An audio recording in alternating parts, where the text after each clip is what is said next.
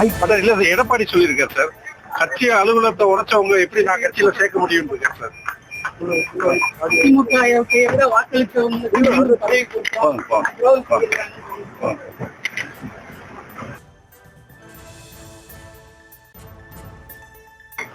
அதான் இல்ல சார், எடப்பாடி சொல்லியிருக்காரு சார், கட்சி அலுவலகத்தை உடைச்சவங்க எப்படி நான் கட்சியில சேர்க்க முடியும் இருக்காரு சார்.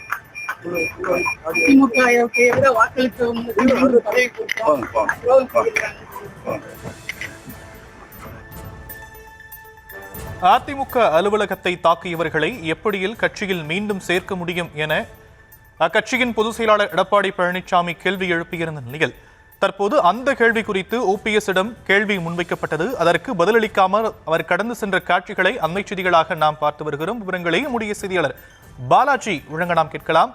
பாலாஜி, ஓபிஎஸ் வேற ஏதாவது பேசியிருக்கிறாரா?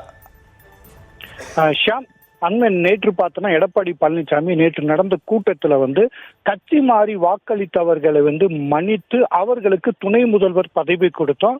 இப்படி இருக்க சூழல்ல அதிமுக தொண்டர்களின் கோவிலாக கருதப்படும் சென்னையில உள்ள கட்சி தலைமை அலுவலகத்தை அடித்து நொறுக்கியவர்களை எவ்வாறு கட்சியில் சேர்க்க முடியும் என்ற கருத்தையும் சொல்லியிருக்காரு.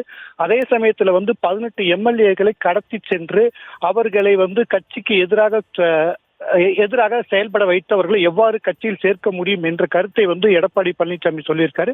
இன்று இது தொடர்பாக எடப்பாடி பழனிசாமி டெல்லி சென்று அமித்ஷாவை சந்திக்க உள்ளதாக கூறப்படும் நிலையில இந்த கேள்விகளுக்கு தேனியில் பெரியகுளத்தில் ஓ பன்னீர்செல்வத்திடம் நாங்கள் கேள்வி கேட்டோம். ஆனா கேள்விக்கு அவர் எந்தவித பதிலும் அளிக்கல. மெயினா பார்த்தோன்னா இன்று அவர் பத்திரிகையாளரை சந்தித்து இது தொடர்பான கேள்விக்கு விளக்கம் அளிக்க அவர் தொடர்ந்து மறுத்து வந்த நிலையில மீண்டும் இது தொடர்பாக கேள்வி கேட்டோம். தற்போது எந்தவித கேள்விக்கும், அதாவது எடப்பாடி பழனிசாமி தொடர்பான எந்தவித கேள்விக்கும் அவர் பதில் அளிக்காமல் சென்று விட்டார். ஷாம்,